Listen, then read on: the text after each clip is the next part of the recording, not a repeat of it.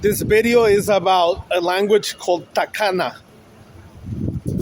So one of my most memorable experiences when I was traveling in the Amazonian part of Bolivia was going to this community called San Jose de Chupiamonas.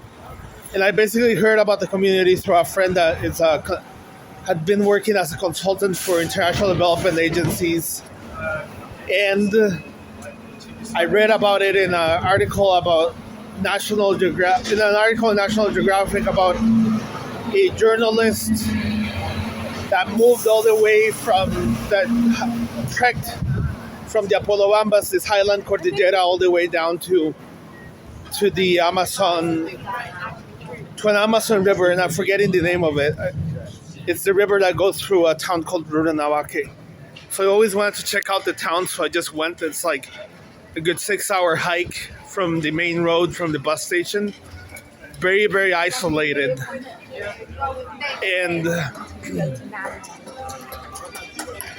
I basically was excited to know that they speak some Quechua, but the native language of the town, the ethnicity of the people in this town is tacanas.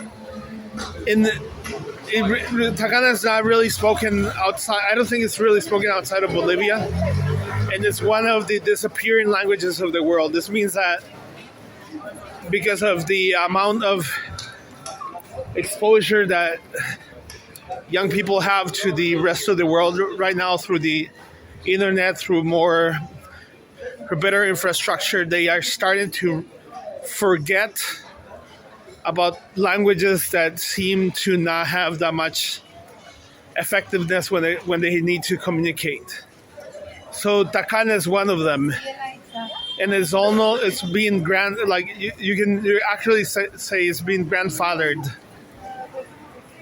and it's mostly grandparents who speak it, like people over 50 years old. This is quite interesting, and the person that I met when I was there, I believe he was a French linguist or a French anthropologist. He basically was building the first dictionary of Tacana that had ever existed, according to him, and I haven't really double-checked the literature, the bibliography, to see if there's anything else when it comes to Tacana. No.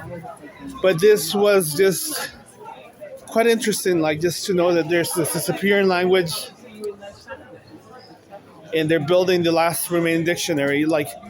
Imagine if there would not be a dictionary and this is true, then the whole language and all these words would just disappear from the face of the earth forever without a dictionary. That's like an interesting idea or an interesting concept.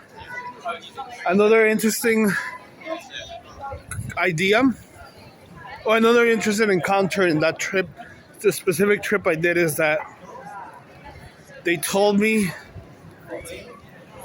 that after San Jose de Chupiamonas, there was this community, and I forgot the name, that had Mennonites. And I went to this community, and in fact, there were Mennonites that lived a very simple lifestyle. And this is not the first time that I see this type of encounter where certain religious groups, such as Quakers, or in this case Mennonites, Quakers in Monteverde, for example, get fed of the westernized,